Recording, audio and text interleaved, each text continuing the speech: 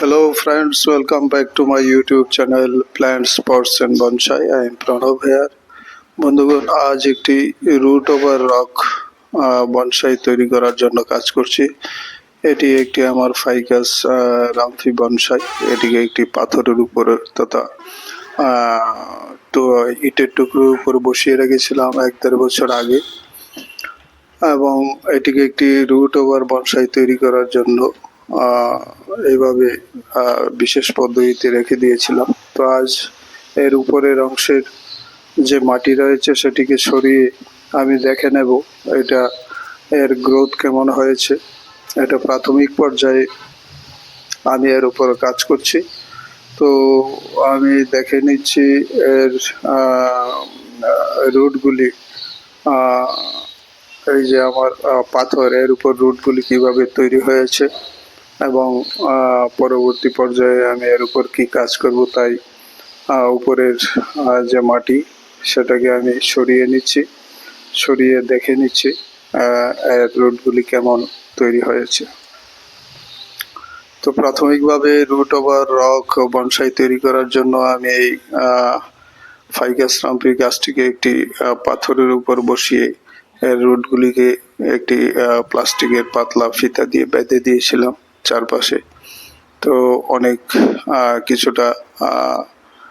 অনেকগুলি রুট একটু ম্যাচিউর হয়েছে।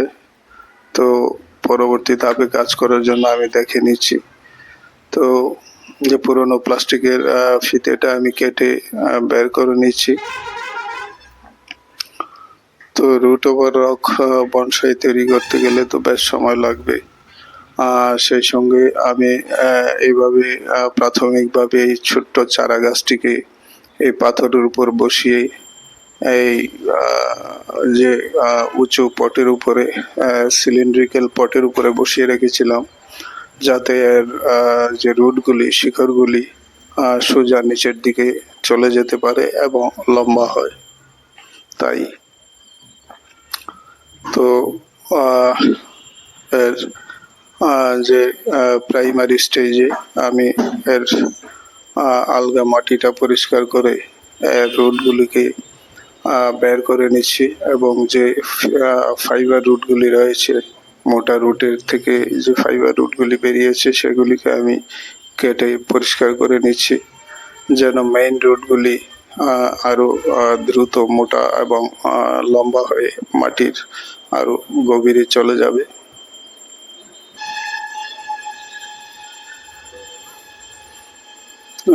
তো আমার কাছে ওই সময় কোনো পাথর বলতে যাকে বোঝায় তেমন কিছু ছিল না।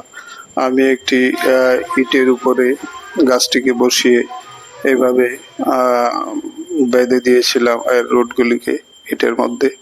তো দেখতে পাচ্ছেন বেশ কিছু ম্যাচিউরড রুট তৈরি হয়েছে এবং চারপাশে ইটের চারপাশে ছড়িয়ে পড়েছে। তো সেগুলিকে আমি একটু সাজিয়ে নিচ্ছি, এবং যে ফাইব্রাস রুটগুলি আছে উপরের দিকের সেগুলিকে আমি ছেটে নিয়েছি। তো এইভাবে প্রাথমিক পর্যায়ে আমার যে রুট ওভার রক বনসাই তৈরি করার কাজ হয়েছে। তো এর গোড়ার রুটের সঙ্গে যে মাটি লেগে আছে সেগুলিকে আমি একটু ব্রাশ দিয়ে কিছু পরিষ্কার করে নিচ্ছি, যেন এই রুটগুলি এক্সপোজড থাকবে এবং এগুলি ধীরে ধীরে মোটা হবে এবং ম্যাচিউর হবে।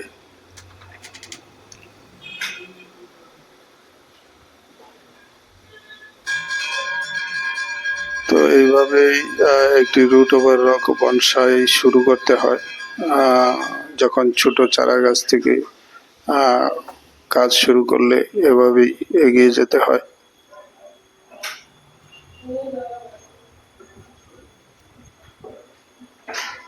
আমি মোটা রুটগুলির উপরের অংশের যত সরু বা ফাইব্রাস রুট আছে সেগুলিকে ছেটে ফেলেছি, যেন এর রুটগুলি আরো নিচের দিকে চলে যেতে পারে।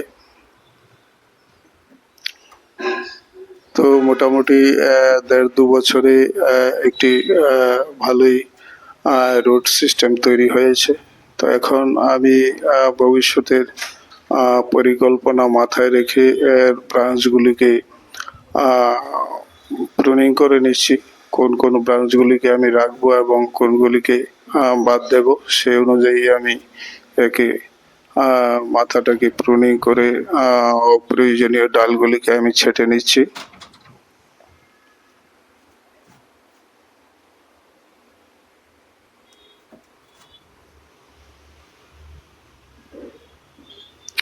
গাছটিকে আমি এভাবে আরো একটা সিজন পুরো বর্ষায় এভাবে থাকবে, যেন রুটগুলি আরো মজবুত এবং পরিণত হয়।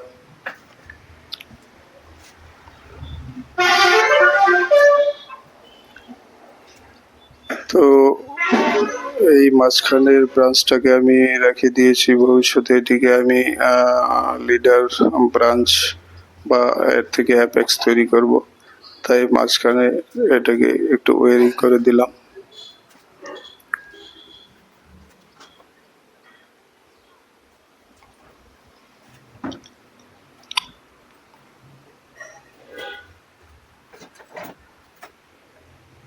তো এটা আমার রুট ওভার রক বনসাই তৈরির প্রাথমিক স্টেপ নিয়ে নিলাম, অর্থাৎ বিগিনিং এভাবে করে নিলাম।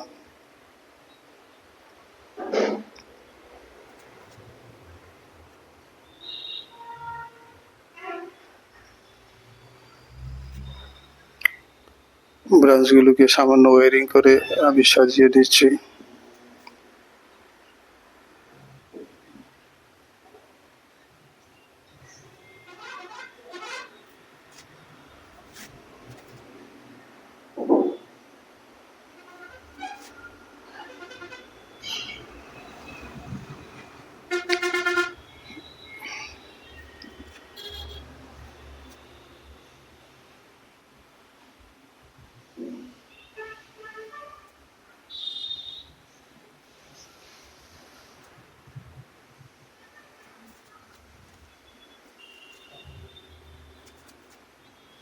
তো পাশের এই ব্রাঞ্চটাকে একটু ওয়ারিং করে সঠিক জায়গায় নিয়ে আসতে হবে। তো বন্ধুগণ, এইভাবে আমি আমার যে রুট ওভার রক বনসাই তৈরি করার যে আমার প্রজেক্ট, সেটার প্রথম স্টেপ আমি কমপ্লিট করে নিয়েছি। তো ভবিষ্যতে এর থেকে সুন্দর একটি রুট ওভার রক বনসাই তৈরি করবার আশা রাখছি।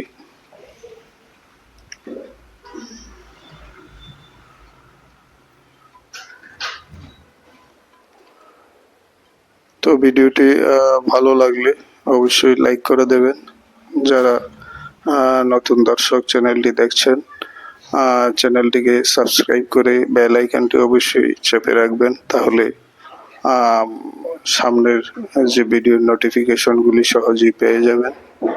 তো এইভাবে গাছটিকে আমি প্রাথমিক স্ট্রাকচার দিয়ে নিলাম, প্রুনিং এবং ওয়ারিং করে।